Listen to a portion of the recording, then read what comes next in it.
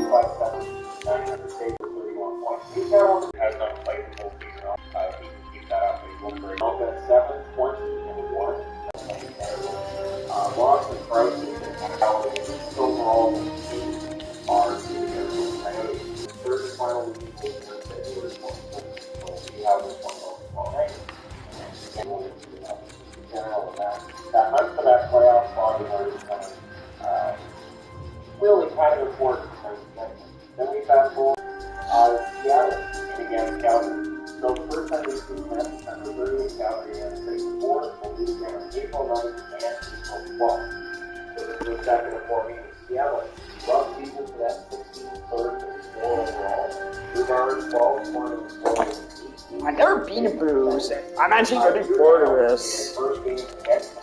St. Louis Brews. This is going to be fun. Look for a pretty touching, I would think, video package for him and quite the reaction to the fans who didn't appreciate what he's taken for so long. Yarn throws 9 goals, 10 assists. He's been pretty dangerous lately for Seattle, but I thought they throw him on the board. On the Calgary front, it's 28, 13, and 6. They won a whole bunch of games in a row. They're trying to keep that going in Seattle, which kind of saves the numbers are excellent. Johnny Gaudreau, 20 goals, 43 assists, 33 points. He's going to rush 100 points. I don't know if he can get there. Noah Hansen's had a very good year as well. 5 goals, 8 chances, 28 points. Oh, wow. This guy, okay, shit. 1 year together, on contract, that's awesome. Ooh, Roddy does not like this. Ooh, that's the second line, the one more Shen. Ooh, damn, okay, I'm pretty Shen. The next time they was one factor on the way back up. December 29th, Vancouver wins that one overtime 2-1. So for Anaheim here, 23, 19, and 9 overall. John Gibson, 15, 13, and 8, 9-15 save percentage now. This number was started to get over the last couple of games. Lundstrom is very good for them lately. 12 goals, 12 assists, 24 points. Raquel, I think, has been better lately as well. 11 goals, 11 assists, 22 points. We'll see if he's still with the left back deadline. We'll see if he's still with that next season. On the Vancouver front, they have 23, 21, and 6, and 2 games above 500. So that's impressive. Considering where they were, that's very impressive. And Denfeld, his numbers are impressive too. 20, 15, and 2, 9-19 save percentage. Remember, his numbers are really bad for the season. He's turned it around. Brock Besser, 15 goals, 13 assists, 28 points. I think at this point, Besser's kind of a little bit underrated, and he was very good in the last game. And Espen Larson deserves a lot of credit for how he's played. As soon as Quinn Hughes went into protocol, Espen Larson turned it on, and now that Hughes is back, Espen Larson still played very well the last game. 4 goals and 11 assists, 15 points for him. Points started showing up. He's playing very well playing from an offensive standpoint. He was already playing very well defensively. And so that's kind of fun to watch too. So both teams get the Ducks, to beat the Ducks, and get themselves further into the playoff picture. Or Anaheim can turn around early, support them. Oh my god, what the actual fuck? Let me know your picks in the comment section below. Always remember, we have to like and subscribe. Video. Only different things were stadium jerseys, but that's really mobile.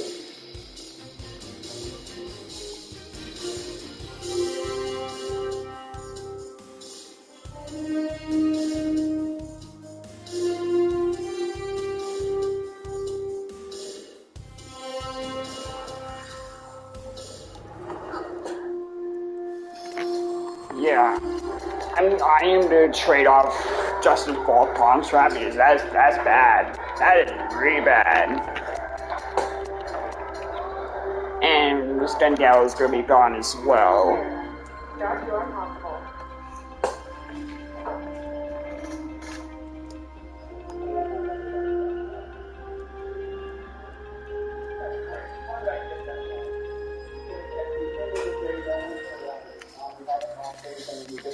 I like Pareko. I'm not gonna lie, I actually like him. Yeah, he signed an extension.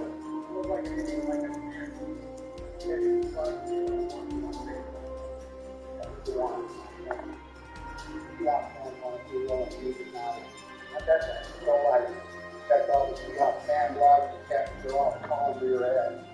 Ever since you traded away Callahan, the Barbarians are at the gate.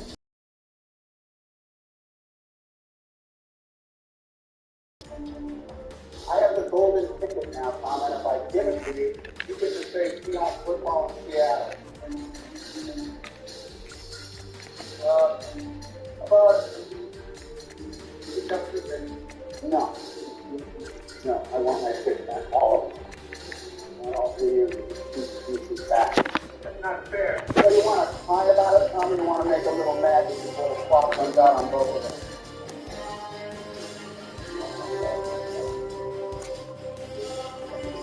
Okay, screw it. No more options off the table, Tom. I'm taking Callahan. No. Hey, wait. Hey, there's a deal. Give me your pay. What else do we need?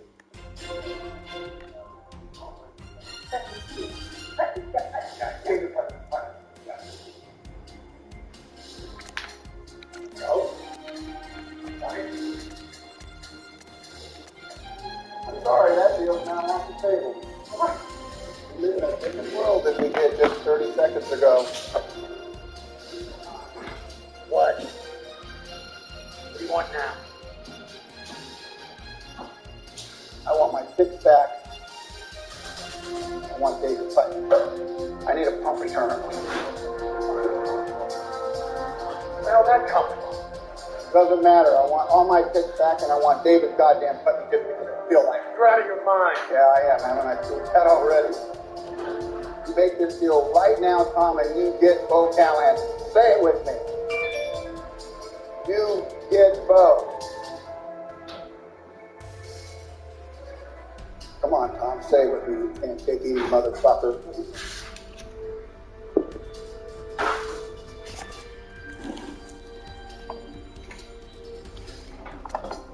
All right. Deal. Hey, you're welcome. From the trigger. God damn it, I love this job.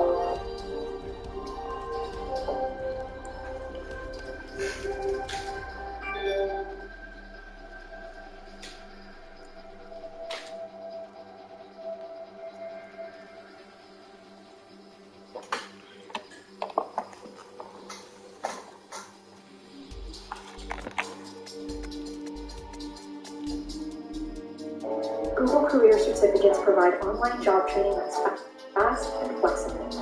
Learn at your own pace and get job ready with less than 10 hours of study a week. Put your skills to work with a Google Career Certificate.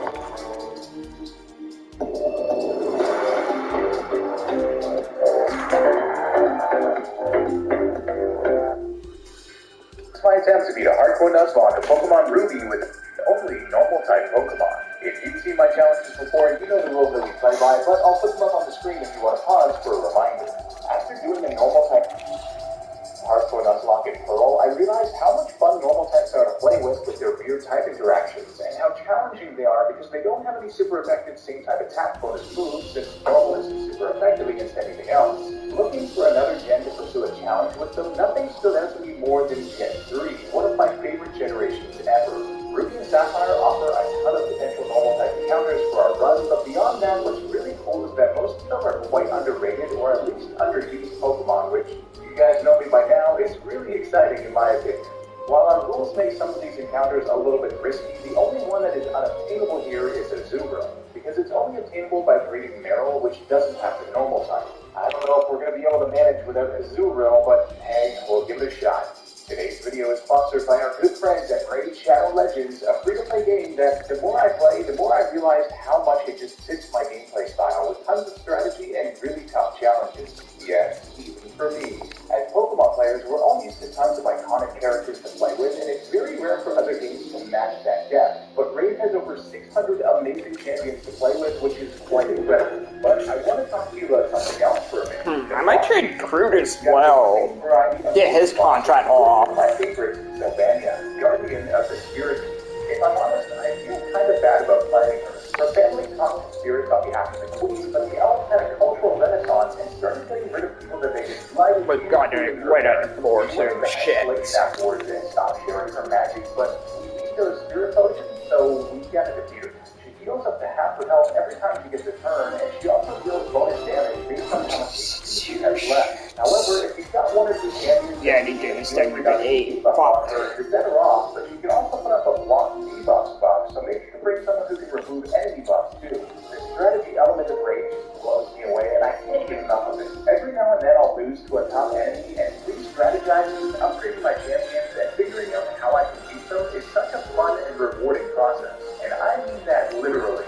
Seriously, there are a lot of rewards. Not only that, but it's also special events all the time, and a big update called the Guardian Ring is coming this month with whole new ways to use and upgrade your champion. Click the link in the description or scan the QR code on screen to join in on the action, and you'll get an epic hero, Shinoru, who's amazing in the Doom Tower, 200k silver, 1 XP boost, 1 energy refill, and 1 ancient shard, so you can summon an awesome champion as soon as you're in the game. You'll find your rewards here in your inbox for the next 30 days only, so I hope to see you soon in Teleria. Pokemon Ruby. The first and hopefully last Pokemon game that starts with the main character being kidnapped in the back of a moving truck. As if things weren't bad enough, our mom pretends nothing happened and says, "This is our new home. It has a quaint feel, but it seems to be an easy place to live, don't you think?" "Oh yeah, he's fine, Mom. Everything's great." Meanwhile, we have 4 concussions and a dislocated jaw. In the house, she then says, "Dad bought you a new clock to mark our move here." "Oh, cool. Wait, which one's my dad?" In our bedroom, she then says, "Everything is put away neatly." Neatly? My chair is facing the wrong way, my GameCube is on the floor, my bed's in the middle of the room, and there's an Among Us poster on the wall. I've never even played Among Us. No, come quickly, look, it's the Petalburg Gym. Maybe that will be on. A local man arrested for the murder of 14 of Petalburg's 30 residents. In Birch's lab, one of the assistants says he's on field work, ergo is here. Quaint. Ergo, am I in the right time period? Why do all these people talk like this? While the professor is occupied with getting killed, I decide to steal one of his Pokemon and I choose Trico. This will cause Matus to Scorching, which eventually becomes a fighting type, so it should be the most challenging for us. Back at the lab, Birch says, "The way you battled earlier, you pulled it off with a plum." A plum? Okay, actually, who are these people? Mercy, and give these Pokeballs as a peace offering, meaning our challenge is officially begun. While setting out on our journey, our mom stops us and says, "Oh, you got a Pokemon. You're your father's child, alright." "You mean the murderer?" "Nice. It's time to grab our first encounter, and I go up to Route 103 to get it so that we're not stuck with a level 2, which could be impossible to grind, and if we lose it, we lose the run. And thankfully, we find a level 4 Zigzagoon. I catch it and nickname it Videl, and Videl has a lax nature which increases its defense but decreases its special defense. That'll work, I guess. At least most fighting moves are physical. With that, we have to say goodbye, Mr. Canelo. You were an absolute legend, my friend. I'll never forget that time we walked up Route 101 and back. Yup, good time. Alright, it's time to get serious. I head to Route 102 to train Videl on Zigzagoons and Fujina, which give speed and attack speeds respectively. I exclusively grind against level 2s to take in as many as possible without getting too high on levels, because we do have the level cap after all. I'm able to get about 30 EVs before it's time to move on. On our very first trainer battle, we actually got a crit on our first turn and 1 hit KO'd it. Hopefully that's a good omen for the run. After arriving in Petalburg City, we encountered the murderer himself, our real father, not Daddy for joke, and he used Wally as Zigzagoon. Great, now all 3 of us have a Zigzagoon.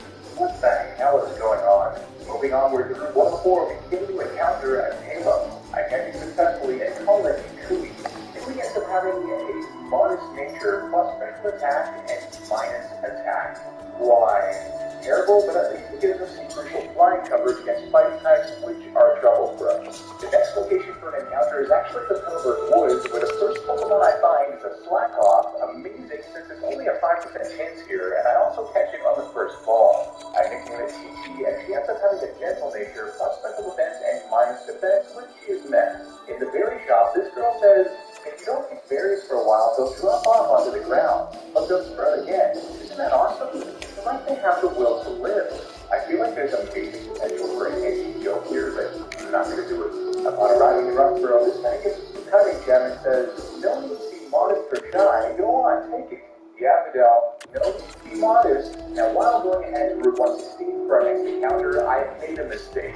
There's a 2% chance of my seat here, and while searching, I accidentally encountered a Whitmer instead. I knew that Whitmer appeared in Rustburg Tunnel right beside here, which I was going to go to next, but I forgot that it appeared here too.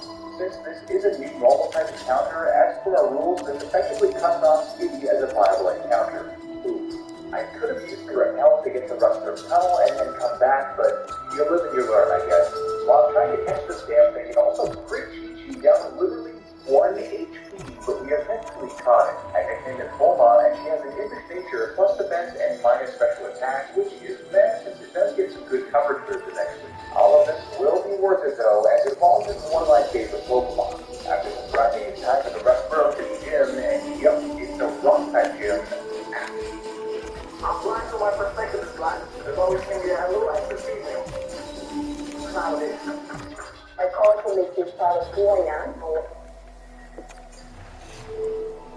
a go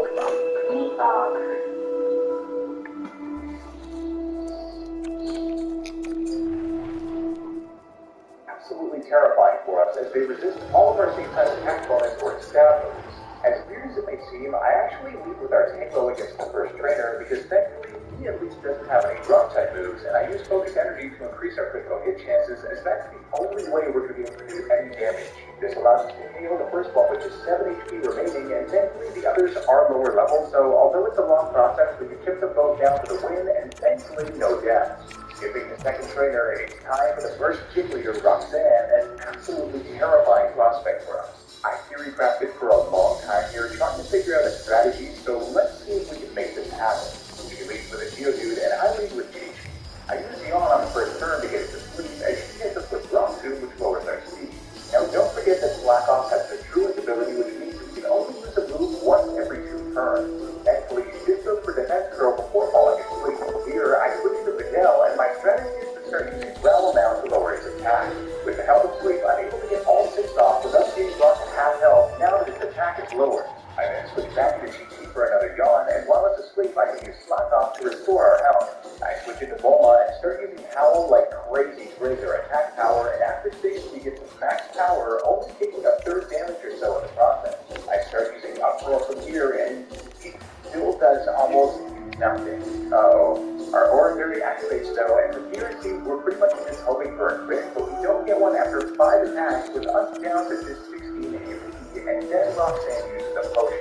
But then our next one gets a crit, but it just barely doesn't KO on 1 HP, and then she uses another potion. Ultimately, Bulma brings her down to about a quarter with us at only 4 HP. I'm forced to switch here, so I go into Chi-Chi. After 5 turns, we bring it to just a sliver, and our Aura Berry activates, and then I hit it with Yawn again to put it to sleep. This way, I can make sure to use Slack Off to get near full health before finally taking it out. In comes our second and last Pokemon, Nose Pass. It just uses Carbon 3 times as I put it to sleep. Here, I can perform a similar strategy with Videl and Growl, although this time Bulma is too weak to send out, and this thing's defense is way too damn high now. With the help for Oranberry, Videl is able to get all 6 Growls off, and then I switch to Chi-Chi to put Nose Pass to sleep again before finally switching into Victory. Now, I know this looks crazy, and it's got a flying type against a rock type, but Nose Pass has gotten 4 defense curls on, and the only way to do any damage from here is to try and use focus energy to get crits, since they ignore stat changes even though they're resisted. In the end, Clee's only able to get 1 crit on and do a bit more than 3rd damage on it before being brought to just 6 HP. Yikes. It was an incredibly long grind from there, especially with Druid, but ultimately Chi-Chi with her Yawn and Slack Off strat using Scratch is able to take down the Nose Pass over time. This battle was absolutely insane. It took over 23 minutes, but we managed what I was thinking might be impossible. While talking to the president of the Devon Corporation, he brags about what a great president he is, and I'm like, yep, seems like an accurate representation of the president. We also catch a second Zigzagoon just for HMs, and yes, it's Mrs. HM. She's married. Sorry, fellas. May wants to battle us on our way out of here, but not happening. While trying to convince Mr. Ronnie to take us on a year-long boat trip, I intercept him. Finally, after years of chasing you, I got up one of the best items in the game for us, the Silk Scarf, to boost the power of normal moves by 10%. Apparently, the trendy saying in this town is skill money. Skill money is the definition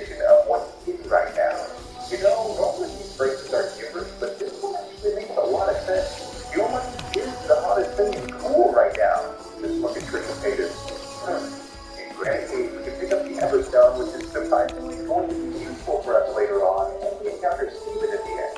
Oh, now he gave us the Steel Wing TM. Would have been real helpful to have that like 15 minutes ago against Roxanne. The Gym Virginia is a fighting type game which would be an absolute disaster for us, but we've got the Achilles, so the gym trainers get smashed by Wing Attack. It's time for the second gym leader, Brawling. He leads with a Machop, and I lead with the Achilles. Wing Attack doesn't go 2/3, and then he just is clear so another does the job. It comes his final Pokemon, Makita, and with their defense lowered, I'm very nervous, but I know it has lower defense than Machop, but he still survives on less than a quarter, and then just goes for bulk up, so another KO. Interesting. That is a surprisingly easy gym battle, but I'm not complaining. Leading the play forward, we grab the top sandbag move with ground moves, and we encounter a girl who battles us with a Zuru, which is a peaceful reminder of the Pokemon we just can't have. Hey, we can't get in the Zuru doll here, though. Does that count? In the museum, we get the BTM, which is perfect for getting type boosting items off of wild Pokemon, and Maxie ends up attending our party and says, why on earth do you feel compelled to mess up Magnus' plan? I see what you did there. On Route 110 comes something very useful for Watson's gym, a series of cherry berries to heal paralysis. Along the way through the trainers, she ends up evolving into a beastly Vigoroth, which gets rid of its stupid Trilogy ability, Fendion. Up ahead, we have one of those infamous battles with May, and I'm seeing no way at all to either, if I'm honest, especially with her combustion with Double King. Our level cap is 23 though, and Kano evolves to level 22, so I decided to evolve it, realizing it probably won't be useful for an electric gym anyway. She leads with Whalmer, and I send out our newly evolved Itchui. Weirdly enough, she just went for Splash, so 2 Wing Attacks KO it. It comes to Shroomish next, and I hit her with Wing Attack for the super effective KO, and her dreams come to life as its defense core ability forces us, activating our Guts ability, which raises our attack if we have a status boost, allowing us to 1-hit KO for Combustion as well. Now that was incredible. With that, we arrive in Mobile City, the location of our next gym battle. I actually remembered to pick up the Harbor Mail and Slateport this time so we can get the coin case, which I have a feeling we're really gonna need. While riding up to the gym, Bulma ends up evolving into a Loudred, definitely giving us some more bulk and power, and Videl also ends up evolving into a Lyman. Amazing stuff, but I'm not feeling good at all for Watson with his steel types. However, the game board might provide the answer that